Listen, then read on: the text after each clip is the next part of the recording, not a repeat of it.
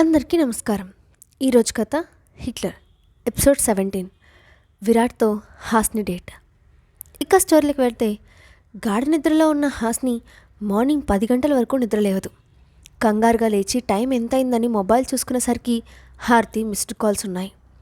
ఇంత పొద్దున్న ఈ డెవిల్కి నేనెందుకు గుర్తొచ్చాను? మళ్ళీ ఏమైనా ప్లాన్ చేసిందా అనుకుంటూ కాల్ బ్యాక్ చేసింది హాస్ని. అటు నుండి hello Hasni, how are you? Call ఎందుకు లిఫ్ట్ చేయట్లేదు?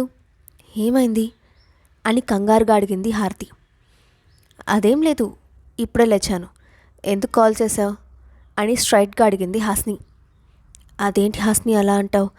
నేను నీకు కాల్ చేయకూడదా అని అయోమయంగా అంది హారతి. ఇప్పటి వరకు లేనిది సడన్గా ఇంత చేంజ్ ఎందుకు వచ్చింది? నీకు అసలు నాతో మాట్లాడటమే ఇష్టం ఉండదు కదా అని తిరిగి ప్రశ్నించింది హాస్ని. క్షమించమని అడిగాను కదా హాస్ని, ఏదో చిన్నతనంలో తెలియక నీతో అలా బిహేవ్ చేశాను. ఇప్పుడు నా తప్పు తెలుసుకున్నాను. అందుకే కదా కాలేజ్కి వచ్చి మరి నీకు సారీ చెప్పింది అని యాక్టింగ్ స్టార్ట్ చేసింది హారతి. అని నిట్టూర్చిన హాస్ని, ఇప్పుడు ఎందుకు చేసావో చెప్పు, నాకు పనుంది అని విసుగ్గా అంది. ప్రతి వీకెండ్ ఇంటికి వస్తావు కదా, అందుకే కాల్ చేశాను ఆప్యాయత ఉట్టిపడేలా చెప్పింది హారతి. నాకు కాస్త వర్క్ ఉంది, అందుకే ఈ వీక్ నేను ఇంటికి రావట్లేదు. అవునా, సరే, ఈరోజు నీ ప్లాన్స్ ఏంటి అని క్యూరియస్గా అడిగింది హారతి. ఏం లేవు, ఆల్రెడీ వర్క్ ఉందని చెప్పాను కదా అన్న హాస్ని మాటలకు, అంటే అది ఈరోజు విరాట్ గారిని మీట్ అయ్యే ఛాన్స్ లేదా అని నిదానంగా అడిగింది హారతి. నీ ప్లాన్ ఇదా? చెప్తాను నీ పని అనుకుంటూ ఆయన్ను నేనెందుకు మీట్ అవుతాను అని అడిగింది హాస్ని. నాకు తెలిసినే హాస్ని, మీ ఇద్దరు క్లోజ్ అని, ఆయనకు నువ్వంటే స్పెషల్ ఇంట్రెస్ట్ ఉంది కదా అని వెంటనే బదులిచ్చింది హారతి. అలా అని నీకెవరు చెప్పారు? అసలు విషయం తెలుసుకోవడానికి ఆమెను నెమ్మదిగా మాటల్లో పెట్టింది హాస్ని. ఒకరు చెప్పేదేంటి, నేనే చూశానుగా అని ఫ్లోలో హారతి చెప్పగా, ఎప్పుడు చూశావు అని అడిగింది హాస్ని. కాలేజీకి వచ్చి నిన్న కారులో తీసుకెళ్లారు కదా, అప్పుడు చూశాను అని గబగబా చెప్తున్న హారతి ఒక్కసారిగా తెలివిలోకి వచ్చి చెప్పడం ఆపేసింది. నువ్వు నన్ను ఫాలో అవుతున్నావా అని సూటిగా అడిగింది హాస్ని. అలాంటిదేం లేదు, ఒక ఎమర్జెన్సీ పని మీద అటుగా వెళ్తూ మీ ఇద్దరు గేట్ నుండి బయటకు రావడం చూశాను, అంతే. నిన్ను ఫాలో అయితే నాకేమొస్తుంది హాస్ని అని కవర్ చేసింది హారతి. నిజమే, మేమిద్దరం చాలా క్లోజ్గా ఉంటాం. ఇంతకీ నీకేం కావాలి అని స్ట్రైట్గా అంది హాస్ని. నీ మీద స్పెషల్ కేర్ తీసుకుంటున్నందుకు మన ఫ్యామిలీ తరపున థ్యాంక్స్ చెప్పాలి. మీరిద్దరూ కలిసినప్పుడు నాకు చెప్తే వచ్చి ఒకసారి విరాట్తో మాట్లాడతాను అని తెలివిగా మాట్లాడింది హారతి. ఓహో, నీ దొంగ తెలివితేటలన్నీ నా దగ్గర వాడాలని ట్రై చేస్తున్నావా? No problem. నిన్ను ఈ శాడిస్ట్ని కలిపితే నాకు కావాల్సినంత ఫ్రీడమ్ దొరుకుతుంది. ఇక ఇప్పటి వరకు నన్ను ఏడిపించినందుకు అతన్ని పెళ్లి చేస్తే నీకు బుద్ధి వస్తుంది అని మనసులో అనుకుంది. సరే, నీకు అడ్రస్ మెసేజ్ చేస్తాను, అక్కడికి వచ్చేయి అని కాల్ కట్ చేసింది హాస్ని. ఎస్, నా ప్లాన్ సక్సెస్ అయింది. దీన్ని అడ్డు పెట్టుకొని విరాట్ను నా దారిలోకి తెచ్చుకుంటే చాలు, లైఫ్ ఎక్కడికో వెళ్ళిపోతుంది అనుకుంటూ కలలో విహరించింది హారతి. మరోపక్క తనకు లక్కీ డే స్టార్ట్ అయ్యాయని అనుకుంటూ బాత్రూంలోకి నడిచింది హాస్ని. కాసేపటి తర్వాత రెడీ అయ్యి కిందకు వెళ్ళిన హాస్నికి లివింగ్ ఏరియాలో సోఫాలో రిలాక్స్గా కూర్చొని టీవీలో బాక్సింగ్ చూస్తున్న విరాట్ కనిపించాడు. అబ్బో, ఏంటి స్పెషల్? ఈరోజు సింహం ఇంత ప్రశాంతంగా కూర్చొని టీవీ చూస్తోంది, ఇది ప్రపంచంలో 8వ వింత అని అనుకుంటూ ఉండగా టీవీ ఆపేశాడు విరాట్. అదేంటి, టీవీ ఎందుకు ఆఫ్ చేశారు అని అయోమయంగా అడిగింది హాస్ని.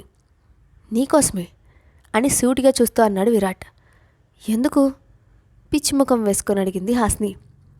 ఇందాకటి నుండి అంతంత కళ్ళేసుకొని నాకు కండలు చూస్తున్నావు కదా, రూమ్లోకి తీసుకెళ్తే డైరెక్ట్గా టచ్ కూడా చేస్తావని అంటూ రొమాంటిక్గా ఆమె వైపు చూస్తూ అన్నాడు విరాట్.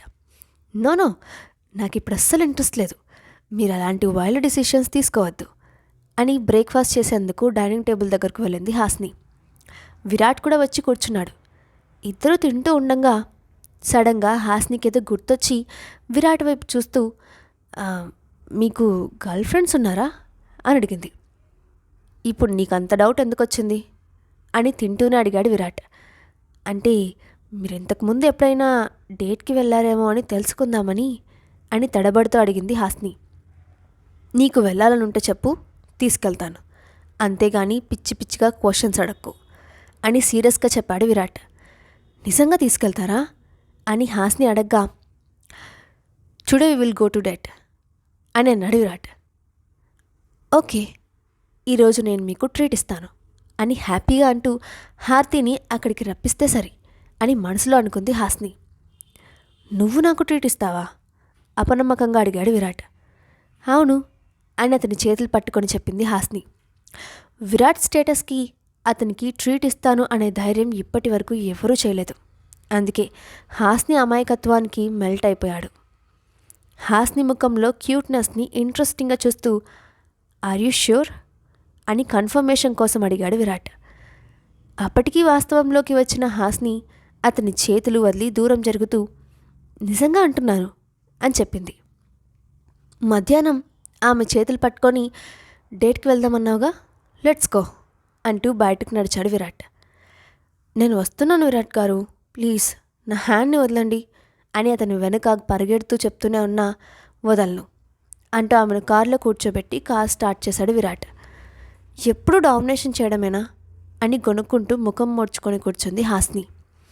నేను డామినేట్ చేస్తే నీకు 3 months టైం ఇచ్చేవాడిని కాదు అన్నాడు విరాట్. మరిప్పుడు చేసిందేంటో అని రెడ్గా మారిన తన చేతిని అతని ముఖం ముందు ఊపుతూ ఉక్రోషంగా అడిగింది హాస్ని. నేను జస్ట్ టచ్ చేస్తేనే ఎర్రగా కందిపోయింది, ఇంకేదో చేస్తే నీ పరిస్థితి ఎలా ఉంటుందో అని ఆమె కళ్ళల్లోకి చూస్తూ అన్నాడు విరాట్. అతని మాటలకి ఆమె గుండెల్లో దడ పుట్టింది. వద్దొద్దు, మీరు టైం ఇచ్చారు కదా, అది పూర్తయ్యాకే ఈ విషయం గురించి డిస్కస్ చేద్దాం అని రిక్వెస్ట్ చేస్తున్నట్లు అంది హాస్ని. నేను అలా ఉండాలంటే నాదొక కండిషన్ అని చెప్పాడు విరాట్. ఏంటది అని అనుమానంగా అడిగింది హాస్ని. నన్ను డార్లింగ్ అని పిలవాలి అని విరాట్ చెప్పగానే హాస్ని షాక్ అయింది. తప్పుగా విన్నానేమో అన్న సందేహంతో, ఏమన్నారు అని ఇంకోసారి అడిగింది.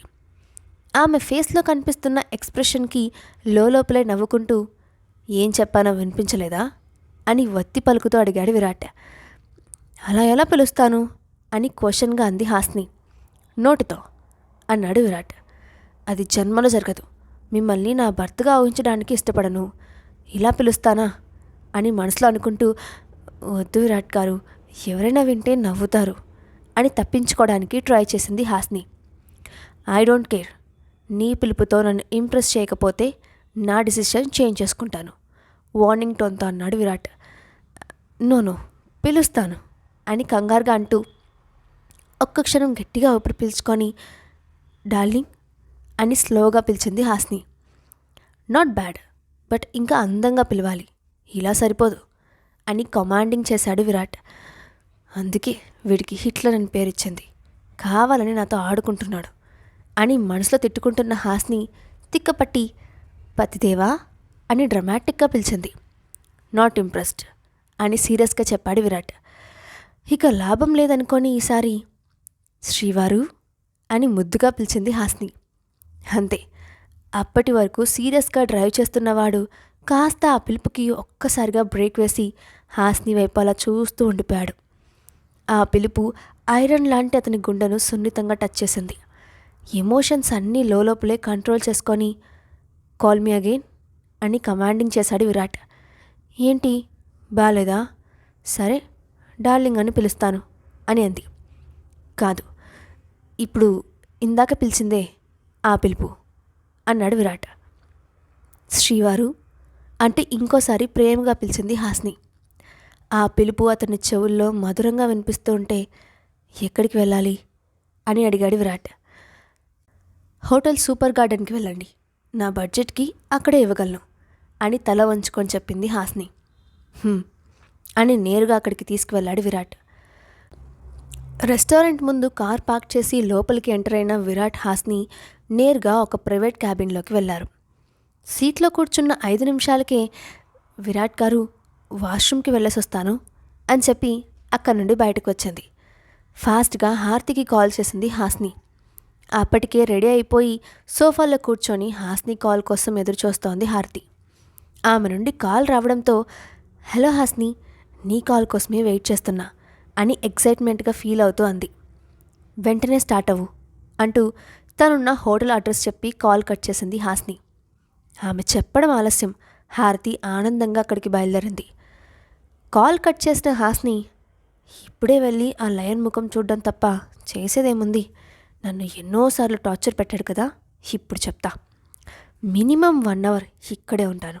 నా కోసం ఎంతసేపు వెయిట్ చేస్తాడో చూస్తాను అని పందెం అనుకుంటూ మొబైల్లో గేమ్ ఆడుతూ బాత్రూంలోనే కూర్చుంది. కానీ అప్పుడు ఆమెకు తెలియదు లయన్తో గేమ్స్ ఆడకూడదని.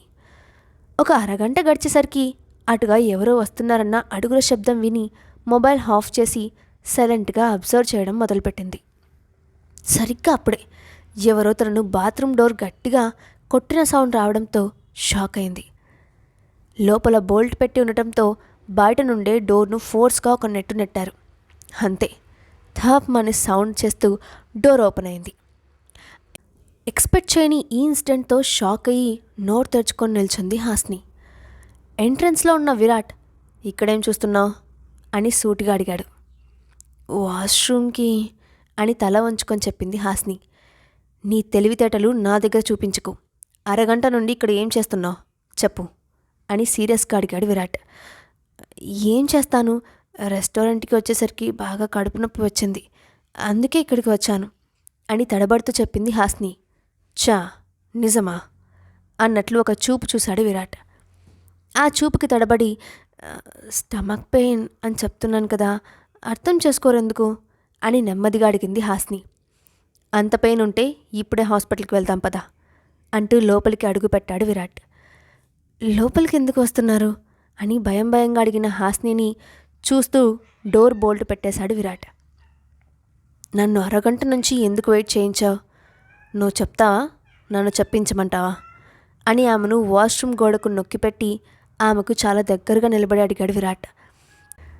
ఏదో ట్రై చేయాలని ఇక్కడికి వస్తే ఇంకేదో జరుగుతుంటే ఎలా రియాక్ట్ అవ్వాలో అర్థం కాక భయంగా చూస్తూ నన్నేం చేయదు హిట్లర్, ప్లీజ్ విరాట్ గారు, అది కాదు అని నుదుట పట్టిన చెమటను తుడుచుకుంటూ వేడుకుంది హాస్ని. విరాట్ కళ్ళెర చేస్తూ ఆమెను చూస్తూ ఉన్నాడు. చెప్పేస్తాను, దగ్గరికి రావద్దు ప్లీజ్ అని కళ్ళల్లో నీళ్లు తిరుగుతూ ఉండగా బేలగా చూస్తూ నాకు నిజంగా ఎలాంటి కడుపు నొప్పి లేదు, మిమ్మల్ని వెయిట్ చేయించాలని ఇక్కడ కూర్చున్నాను అని ఫాస్ట్గా చెప్పి తలదించుకుంది హాస్ని. హౌ డేర్ యూ అని కోపంగా అంటున్న విరాట్ వాయిస్లో వినిపించిన బేస్కి వణికిపోతూ తప్పైపోయింది, ఇంకెప్పుడు చేయను, ప్లీజ్ నన్ను వదిలేయండి అని చేతులెత్తి దండం పెట్టింది హాస్ని. ఇప్పుడు హారతి అక్కడికి వస్తే హాస్ని పరిస్థితి ఏంటి? హాస్ని చేసిన పనికి విరాట్ ఏ పనిష్మెంట్ ఇస్తాడు? నెక్స్ట్ పార్ట్లో చూద్దాం. ఈ స్టోరీ అప్డేట్ ఎలా ఉందో కింద కామెంట్ బాక్స్లో మీ ఒపీనియన్ని షేర్ చేయండి. అలాగే ఇలాంటి మరిన్ని స్టోరీస్ కోసం మా ఛానల్ని సబ్స్క్రైబ్ చేసి పెట్టుకోండి. Thanks for watching.